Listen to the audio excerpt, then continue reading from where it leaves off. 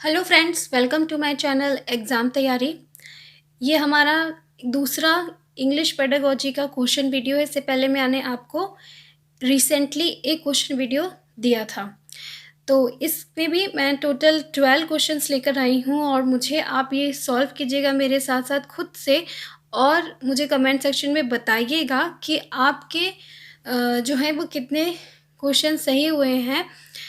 और ये भी बताइएगा अगर आपको किसी भी टॉपिक पे प्रॉब्लम हुई, इस क्वेश्चन से रिलेटेड कोई भी टॉपिक पे नोट्स अगर आपको चाहिए होंगे तो आप मुझे वो भी बता सकते हैं। मैं आपको वो टॉपिक जो है वो क्लियर कर दूँगी, क्योंकि देखिए आपको जैसा पता है कि अब एग्ज़ाम आने वाले हैं, इसलिए मैं चाहती हूँ कि आपके सारे जो टॉपिक या डाउट्स हैं वो क्लियर हो जाएँ। तो आप लोग क्या है बच्चे, आप लोग बोलते हो कि मैम मुझे इंग्लिश के नोट्स दे दो या हिंदी के नोट्स या ईवीएस के, तो अभी मेरे पास इतना टाइम नहीं है कि मैं आपको पूरा नोट शुरू से करा पाऊँगी, ठीक है?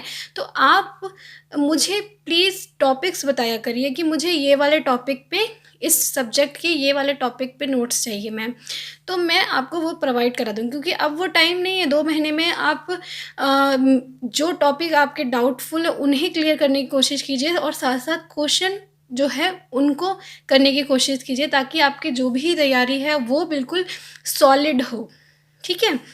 तो आइए बिना किसी देरी के शुरू करते हैं। फर्स्ट क्वेश्चन है हमारा, one of the main barrier to listening skill is, यानी कि लिसनिंग स्किल जो है उसमें एक बैरियर की तरह क्या काम करता है, एक रुकावट की तरह क्या है इनमें से।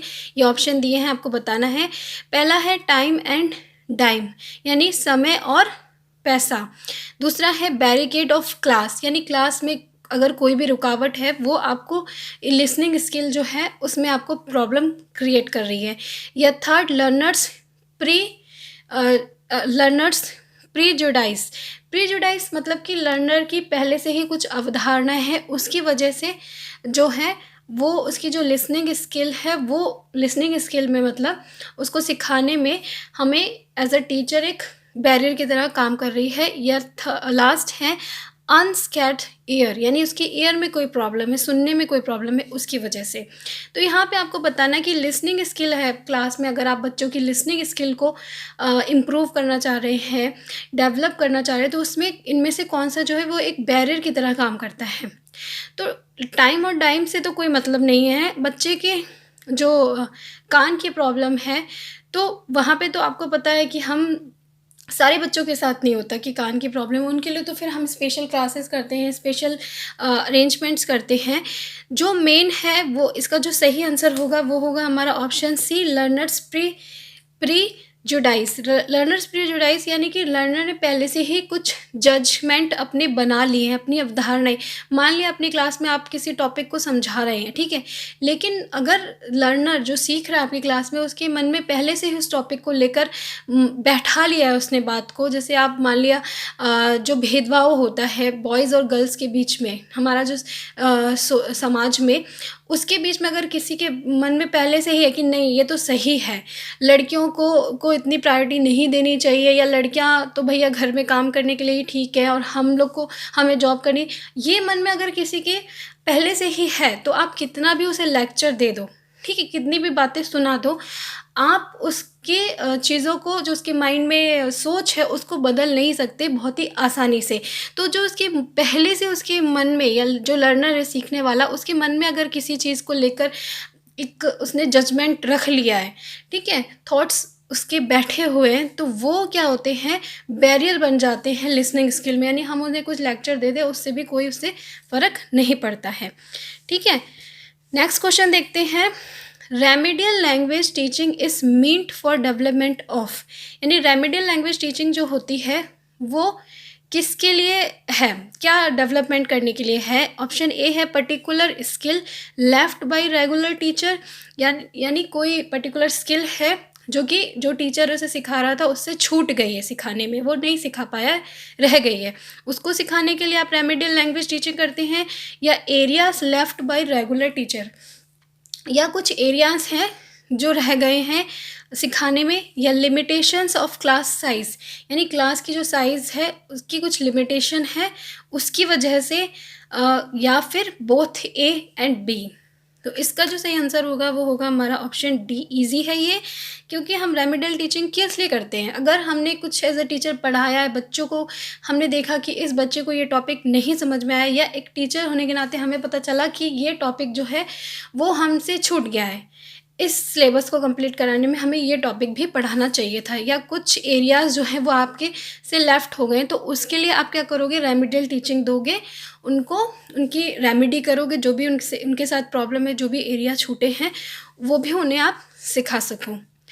नेक्स्ट क्वेश्चन है third, principle of linking with life in teaching of English involves. Linking with life यानी कि जो भी आप सिखा रहे हो उसे आप क्या करो, उसकी डेली लाइफ से जोड़ कर सिखाओ। ये जो सिद्धांत है, ठीक है, वो किस चीज़ को इन्वॉल्व करता है। Option A, use of word structure, B, use of semantic structures of English language in daily life, यानी कि वर्ड स्ट्रक्चर्स का यूज़ करें, या डेली लाइफ में जो भी आप इंग्लिश की लैंग्वेज जो भी यूज़ करते हैं उसमें जो भी मीनिंगफुल स्ट्रक्चर्स हैं डेली लाइफ के उन्हें आप यूज़ करें, या C, use of building structures in daily life, या D, use of graded structures of English language in daily life situation.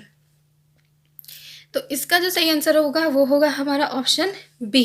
देखिए यहाँ पे बोला है कि आप जो सिद्धांत है ना कि हमें बच्चों को कोई भी चीज़ कैसे सिखाना चाहिए, उनके जो भी डेली लाइफ है उससे जोड़ के सिखाना चाहिए, ताकि वो उसे कनेक्ट कर सके अपने डेली की लाइफ में और जल्दी से जल्दी उस चीज़ को सीख भी सके, साथ में प्रैक्टिस भी कर सके, ड्रिलिंग भी हो सके।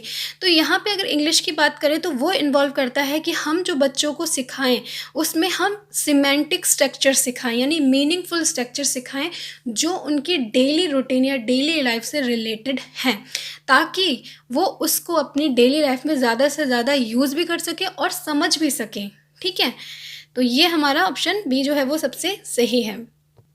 नेक्स्ट क्वेश्चन है फोर्थ, इन communicative teaching teacher promote communication bye, यानी कम्युनिकेटिव टीचिंग जो है या कम्युनिकेटिव अप्रोच अगर आप यूज़ कर रहे हैं इंग्लिश को सिखाने के लिए, तो एक टीचर जो है वो कम्युनिकेशन को कैसे प्रमोट कर सकता है। आप कम्युनिकेशन के लिए कैसे अपने बच्चों को प्रमोट कर सकते हो कि वो कम्युनिकेशन करना शुरू कर दें, तभी तो आपकी कम्युनिकेटिव टीचिंग जो है वो शुरू होगी। तो ऑप्शन ए है इसका क्रिएटिंग सिचुएशन, बी है टीचर्स टॉक, सी है बॉन्डिंग ऑफ अल्फ़ाबेट, या डी है क्रिएटिंग नर्वसनेस। तो क्रिएटिंग नर्वसनेस तो बिल्कुल नहीं है, अगर बच्चे को हम नर्वस कर देंगे तो वो तो बिल्कुल भी बोलेगा नहीं। ठीक है, अब बात आती है टीचर्स टॉक, यानी टीचर बात करें आपस में इंग्लिश में, तो क्या बच्चा प्रमोट होगा आपको सुन के कि हाँ मैं भी इंग्लिश बोलता हूँ? नहीं। सबसे जो इसका जो सही आंसर है वह है ऑप्शन ए। सबसे अच्छा तरीका है कि आप ऐसी सिचुएशन क्रिएट करें ताकि बच्चा जो है वो कोशिश करे, वो उत्साहित हो, वो एक्साइटेड हो कम्युनिकेट करने के लिए इंग्लिश में। ठीक है, जैसे कि आप कोई गेम भी प्ले करा सकते हो, कुछ भी, मतलब कोई भी एक्टिविटी या कोई रूल बना सकते हो ऐसा इंटरेस्टिंग सा जिससे वो प्रमोट हो कम्युनिकेशन के लिए। तो क्रिएटिंग सिचुएशन जो है इसका सही आंसर है। नेक्स्ट क्वेश्चन है हमारा fifth, linguistic competence refers to. Linguistic competence जो होती है वो किससे रिलेटेड है, क्या है? तो सबसे पहले बता दूं आपको लिंग्विस्टिक कॉम्पिटेंस क्या होता है। लिंग्विस्टिक यानी भाषा में आपकी निपुणता। ठीक है, ये क्या होता है, कम्युनिकेटिव कॉम्पिटेंस है उसका पार्ट है। कम्युनिकेटिव कॉम्पिटेंस यानी कि आप भाषा को बोल सके, आदान प्रदान जो कम्युनिकेशन कर सके उसमें आप जो है निपुण हो जाएं, तो उसी का एक पार्ट है। उसमें 4 पार्ट्स हैं, लिंग्विस्टिक, सोशल लिंग्विस्टिक, डिस्कोर्स और स्ट्रेटजिक। ये मैं आपको टॉपिक कराऊंगी, उसमें मैं आपको क्लियर कर दूंगी, इंपॉर्टेंट टॉपिक है ये। तो लिंग्विस्टिक कॉम्पिटेंस किससे रेफर करता है? ऑप्शन ए है कम्युनिकेशन नॉलेज ऑफ ग्रामर, यानी ग्रामर की नॉलेज होनी चाहिए जो भी आप कम्युनिकेशन कर रहे हैं जिस लैंग्वेज में उसकी, या B communication knowledge of vocabulary, यानी वोकेबलरी की नॉलेज होनी चाहिए आपको, या कैपेबिलिटी ऑफ नॉलेज, या D communication knowledge of grammar and vocabulary. ठीक है, तो लिंग्विस्टिक यानी भाषा। अब भाषा में क्या है, ग्रामर भी आता है और वोकेबलरी भी आती है। तो लिंग्विस्टिक कॉम्पिटेंस रिफर करती है option D communication knowledge of grammar and vocabulary से, ना ही सिर्फ वोकेबलरी से, ना ही सिर्फ ग्रामर से, बल्कि दोनों जो हैं अगर आप उसमें निपुण हैं, उनकी नॉलेज है आपको, तो वो लिंग्विस्टिक कॉम्पिटेंस के अंदर आता है। ठीक है, नेक्स्ट क्वेश्चन है sixth, the challenge of acquisition poor environment refers to.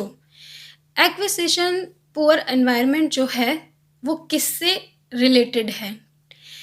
First है option A learners learning of literature, B poor study habit, C pollution in English language, या D limitation of learning English language in classroom. सबसे पहले तो acquisition poor environment क्या होता है? देखिए, एक एक्विजिशन रिच एनवायरनमेंट होता है, एक एक्विजिशन पुअर एनवायरनमेंट होता है। पुअर एनवायरनमेंट यानी आप जो भाषा सीख रहे हैं उसका आपके आसपास अच्छा एनवायरनमेंट ही नहीं है कि आप उस भाषा को एक्वायर कर सको। जैसे कि मान लिया कि आप इंग्लिश सीखना चाह रहे हो, ठीक है, लेकिन हमारे इंडिया में हमारे पास एक्विजिशन पुअर एनवायरनमेंट है, क्योंकि हमारे आसपास ऐसा हमें मौका ही नहीं मिल पाता। हम किताबों और स्कूल में तो सीख लेते हैं, पर हमारा वहीं तक सीमित रह जाती है वो पढ़ाई। हमें बाहर आके वो मौका ही नहीं मिलता है कि हम उसकी प्रैक्टिस कर सकें, उसको अच्छे से सीख सके, उसमें सुधार ला सके। वो हमें एक एनवायरनमेंट नहीं मिलता है, तो वो जो होता है वो होता है एक्विजिशन पुअर एनवायरनमेंट। लेकिन अगर आप अभी किसी फॉरेन कंट्री में रह रहे हो जहाँ पे इंग्लिश बोली जा रही है, वहाँ आप इंग्लिश सीख रहे हो, तो वो आपका जो प्रैक्टिस है, सीखना है, वो सिर्फ किताबों तक या क्लासरूम तक सीमित नहीं है, बल्कि आपको बाहर भी वैसा एक एक्विजिशन रिच एनवायरनमेंट मिल रहा है जहाँ पे आप एक्वायर कर पा रहे हो उस लैंग्वेज को। ठीक है, तो अब ये बात समझ में आ गई आपको एक्विजिशन पुअर एनवायरनमेंट क्या होता है। अब वो किससे रेफर करता है? उसका आंसर है हमारा डी, चैलेंज पूछा गया था। यानी एक्विजिशन पुअर एनवायरनमेंट जो है वो किससे को चैलेंज करता है, या चैलेंज क्या है उसका? तो वो है कि limitation of learning English language in classroom, कि जो लैंग्वेज सीख रहा है बच्चा, उसकी जो लर्निंग प्रोसेस है वो सिर्फ क्लासरूम तक ही सीमित रह जाती है। यही है हमारा acquisition poor environment. Next question देखते हैं। Remedial work for spoken English involves, यानी कि स्पोकन इंग्लिश जो है या स्पीकिंग आप कह सकते हो स्किल जो है, उसके लिए रेमेडियल वर्क आप कर रहे हो, यानी बच्चों की स्पीकिंग स्किल को सुधारने के लिए आप रेमेडियल वर्क कर रहे हो। तो उसमें आप क्या कर सकते हो, उसमें क्या इन्वॉल्व हो सकता है इन ऑप्शंस में से? पहला है ड्रिल एंड स्टडिंग, ड्रिलिंग कराओ आप, स्टडी करवा बच्चों को, या B revision, drill, situational communication practice and reviewing, या C going through situational practice, या डी रिवीजन एंड प्रैक्टिस।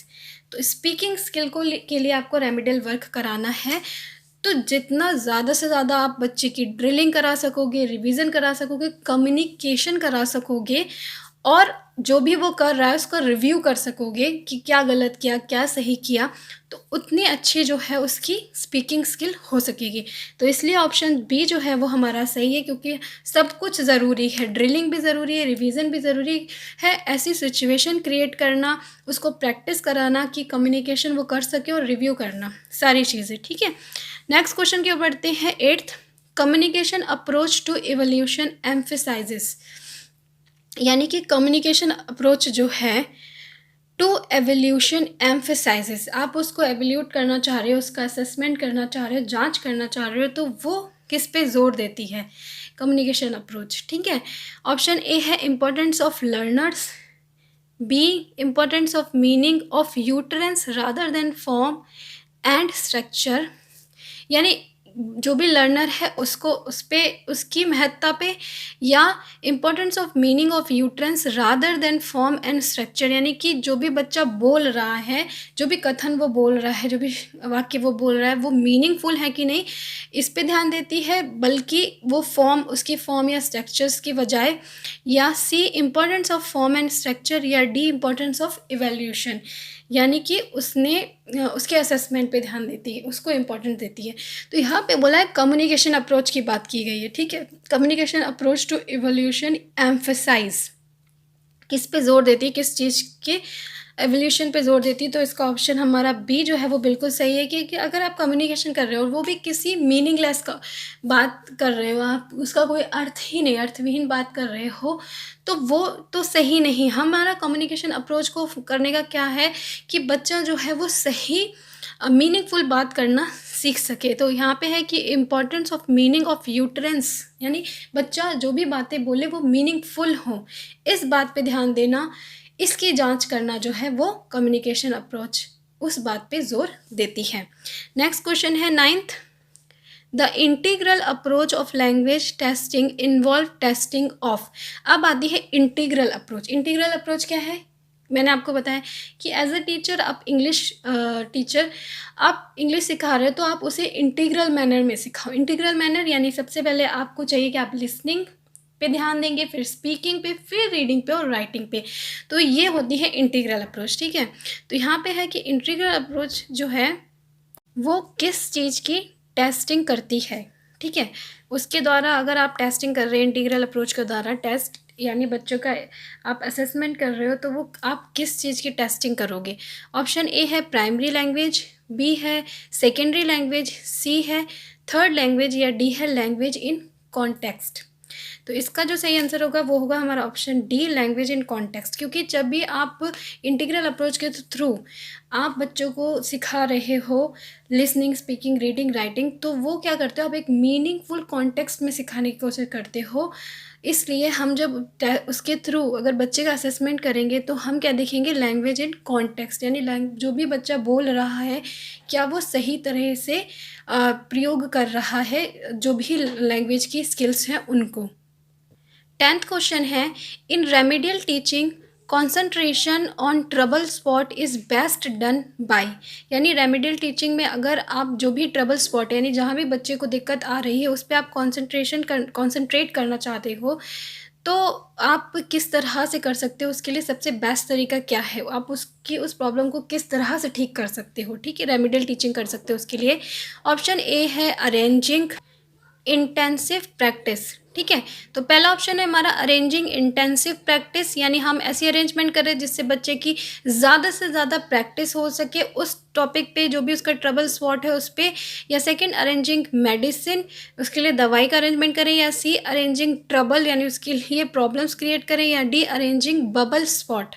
तो इसका जो सही आंसर है वो है ऑप्शन ए, अरेंजिंग इंटेंसिव प्रैक्टिस, ठीक है। जितनी से ज़्यादा हम प्रैक्टिस कराएंगे, ड्रिलिंग कराएंगे, तभी हम उसकी जो भी ट्रबल स्पॉट है, जो भी प्रॉब्लम है जहाँ से आ रही है, उसे हम ठीक कर पाएंगे, उसके लिए रेमेडी कर पाएंगे। इजी था ये क्वेश्चन। नेक्स्ट क्वेश्चन है 11th, during preparation of test paper teacher take care of item development according to. यानी आप एज अ टीचर जब टेस्ट पेपर को बना रहे हैं तो आप किस चीज़ पे जो है ध्यान देंगे। ऑप्शन ए है nominated evaluator, B instructions objectives, C number to copy to be distributed, या डी सीटिंग अरेंजमेंट पे। तो आप क्या कर रहे हो, आप प्रिपरेशन कर रहे हो टेस्ट पेपर की, ठीक है। तो इसका जो हमारा सही आंसर है वो होगा हमारा ऑप्शन बी, इंस्ट्रक्शन ऑब्जेक्टिव्स पे। यानी कि जो भी आपको ऑब्जेक्टिव्स दिए गए इंस्ट्रक्शंस में, उन सबको पे आप ध्यान दोगे कि सारे ही जो ऑब्जेक्टिव है वो सही तरीके से फॉलो किए जा रहे हैं, सही तरह से पूरे हो रहे हैं कि नहीं। लास्ट क्वेश्चन है हमारा 12th, remedial teaching should be carried out on. Option A है आइडेंटिफिकेशन ऑफ सीनियर लर्नर्स, यानी रेमेडियल टीचिंग जो आप करते हो वो किस लिए की जानी चाहिए। Option A identification of senior learners, यानी सीनियर लर्नर्स का पता लगाने के लिए। Option B identification of early learners, यानी बहुत जल्दी जो सीख जाते हैं उन बच्चों का पता लगाने के लिए। या सी आइडेंटिफिकेशन ऑफ लेट लर्नर्स, यानी जो बच्चे देर में सीख पाते हैं उनका पता लगाने के लिए। या D identification of melody on language test and its causes, यानी लैंग्वेज जो भी है, जो लैंग्वेज टेस्ट है और उसकी कॉजेज़ हैं उनका पता लगाने के लिए। तो रेमेडियल टीचिंग हम क्यों करते हैं, हम ये पता लगाने के लिए कि कौन से बच्चे देर में सीख पा रहे हैं, उसका क्या रीज़न है, क्यों देर में सीख पा रहे हैं, और किस तरह से हम उनको जो भी प्रॉब्लम आ रही है उसको उनकी सॉर्ट आउट कर सके। तो इसका जो ऑप्शन सी है वो सही होगा कि आइडेंटिफिकेशन ऑफ लेट लर्नर्स। तो ये थे टोटल 12 क्वेश्चंस। कुछ क्वेश्चन ईजी थे, कुछ डिफ़िकल्ट थे, तो मैंने सब तरह के क्वेश्चन रखने की कोशिश की है ताकि आपको पता चले। एग्ज़ाम में भी ऐसा ही होता है, सभी ऐसा नहीं डिफ़िकल्ट क्वेश्चन आते हैं, कुछ इजी आते हैं और कुछ नॉर्मल क्वेश्चंस आते हैं। तो आई होप आप लोगों ने ज़्यादा से ज़्यादा क्वेश्चन सही किए हों। कुछ भी डाउट हो तो मुझे बताइएगा, कितने का क्वेश्चन आपने सही किए वो भी मुझे बताइएगा अगर आप लोगों का मन हो तो। और ये वीडियो लाइक कीजिएगा अगर आप लोगों को अच्छा लगा तो। तब तक के लिए बाय बाय।